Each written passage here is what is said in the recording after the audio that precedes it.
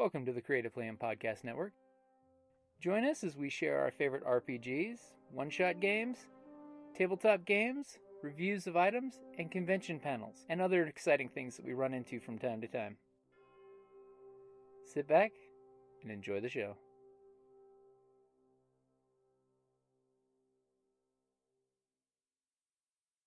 Welcome back to RPGaDay 2018 August, the second Thursday, and the question for the day is... Dun, what? dun, dun. Okay, I'll have to give you a 3-count pause for your dun dun dun. Would you like to try that again? Yes. Dun dun dun. What do you look for in an RPG? What's your whistle for a role-playing game? Remember, you have to introduce yourself. My name is Kellie, and I would say one of the things that I look in is for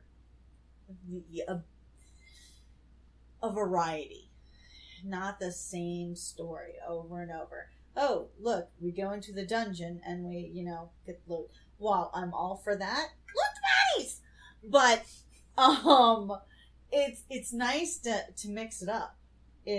I look for versatility in an RPG.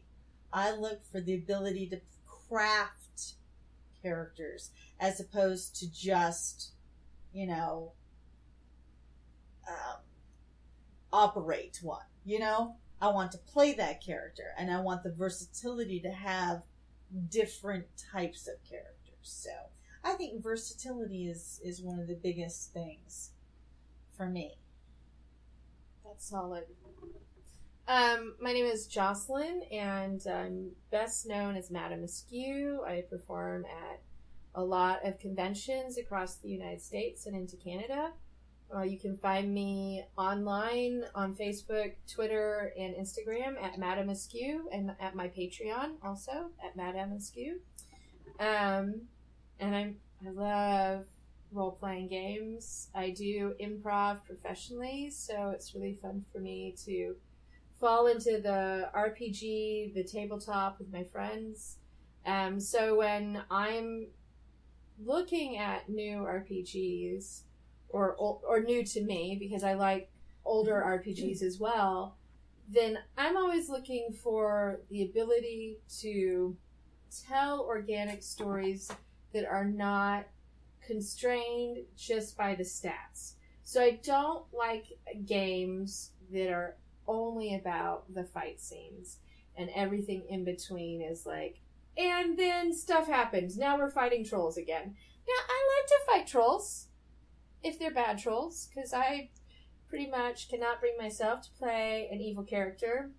It's a character flaw on my part. So I'm always a neutral or good character. But even when I'm slightly like on the dark side, I'm still more like neutral and not actually bad. So I like fights. I like the combat. I like the intricacies of that. But it's no fun for me if there isn't the space to tell a good story and develop the characters. So I like versatility, like Kellie was saying, but I also really want a strong storytelling component. One of the things I love about 5th edition D&D is that it rewards that aspect of gameplay. I know when I've played other versions of D&D, there's no reward, so it depends on your game group a lot and whether they're going to have patience for storytelling and character development. So previously, I was all about White Wolf, which really rewards that kind of dynamic. And when I look at games, I'm always checking, is there going to be the ability to do good storytelling and character development? So those are the first things I look for. I have a laundry list, but that's... So you like to put the ROLE back into a game as opposed to just ROLL. Yeah, no, Yeah. I will tell a story on myself. I used to game master a game called Unhallowed Metropolis, which is sort of a steampunk game. It's more retro-futuristic. There's zombies. I really like the game. The mechanics are fine, challenging, but it's very deadly if you play it just as written. Mm-hmm. So I house ruled a lot of things. But I was more interested in the world building and the character and the storytelling. So there were a lot of sessions where my players got used to the fact that we might never pull out dice. That I might just be... I would ask them to tell me what they did. And some players are really good at that situation, and they can roll with it. They can role play the hell out of those scenes. To pardon the pun. But I did have one player who was like, well, what dice do I roll? I'm like, just tell me yes or no, dude. I asked you a yes or no question. Just need a yes or no answer. Do you open the door or do you not open the door? There are no dice rolls for door opening. If you make me roll dice, you're going to lose a hand. There's You're going to regret it. There will be a critical failure.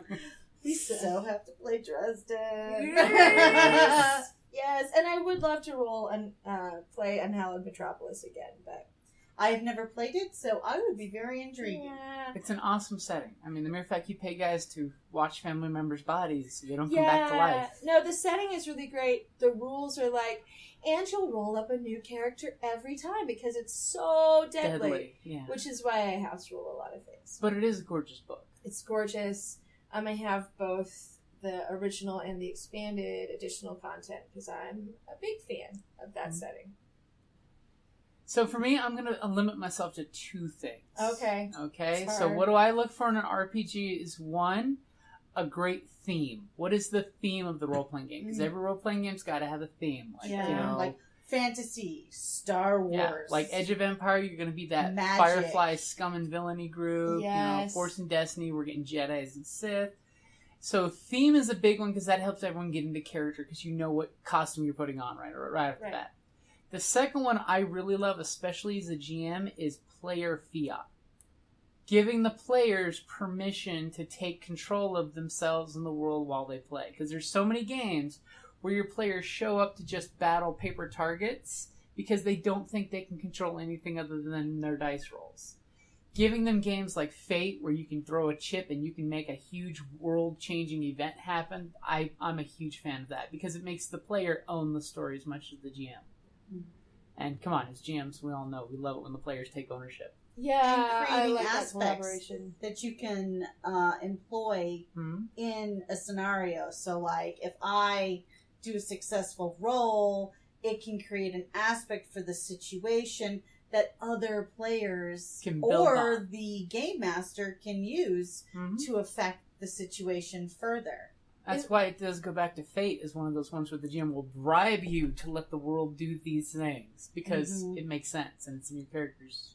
So Fate seems to me like it's not necessarily the best starter RPG. Because Yeah, it's Fate is tricky. definitely an advanced RPG in my opinion because, you know, you want to teach people with easier stuff like White Wolf. Their system was Or great. Star Wars, because Star Wars is good. similar with the storytelling dice. It kind of gives, because you also have the light and dark side points that you can flip. That players can make to- choices and so change the environment for It's their advantage. also kind of a very good intro because, oh well, I'm gonna tap this aspect. If I want to be more better, Or I I'm can gonna flip a light tap side this point light and side increase point. my because the Force is saying this is going to happen, which is always great. And then as a GM in that regards, if I want them not to kill the big bad in one shot, I can always flip a dark side point and make it more difficult for them to take that shot. So the big bad survives more than one alpha strike.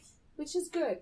Because for a big boss fight, you want them to take more than one hit for a good Yes. cinematic, crunchy, here's the big boss and Die Hard. You know, you don't just see McClane kill him in one shot. He has to work for it. You mean like Glassstaff?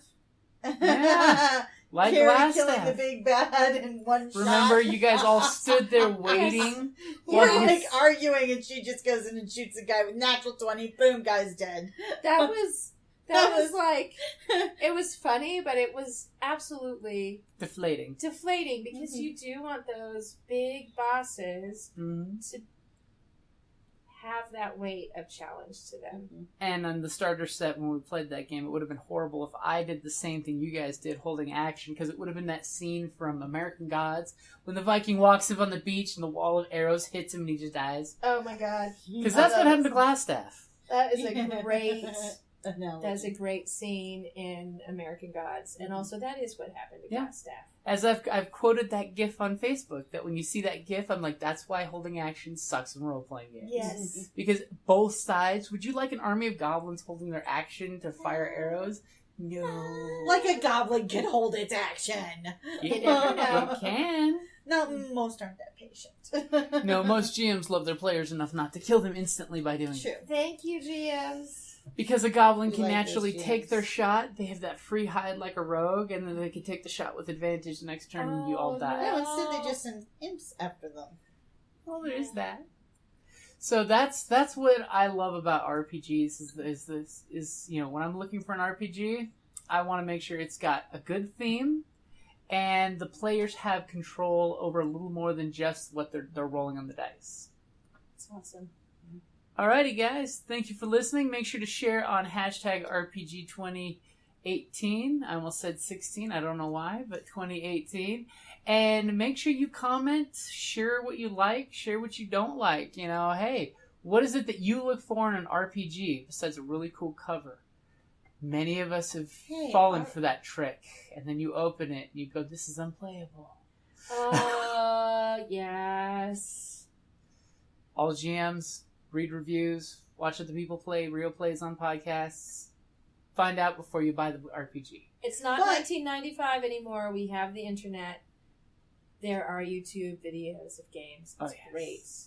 But if you do fall into it and you wind up getting one that just is unplayable, know that you have the ability to change it for the better. Make That's your true. own rule. And as a GM, you can follow the serial numbers off that shit and steal it for other RPGs. That's also true. Solid. Alrighty, guys. Thank you for listening. Is Kelly up for one more? Yeah. Okay. And Kate. Hi, this is Kelly, aka Trixie from Ragnarok and Roll, a Scion to Ragnarok story, and Tilda Wimblewick from D&D Journey of the 5th Edition. First off, I would just like to say thank you to everyone for listening to our varied adventures, as well as for rating us on iTunes and RPGpodcast.com. If you haven't rated us yet, we would greatly appreciate it if you could. And if you're looking for more ways to support our efforts, we are now on Patreon, a great site where you can help us continue making more podcasts, as well as some special surprises for our patrons. If you can, please look us up at www.patreon.com/cppn. Every little bit helps. And again, thank you for listening.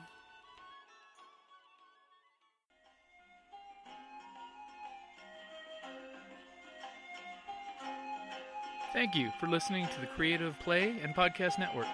And feel free to enjoy our other shows, such as D&D Journey of the 5th Edition and Scion Ragnarok and Roll, a Scion hero to Ragnarok story. Thank you for listening.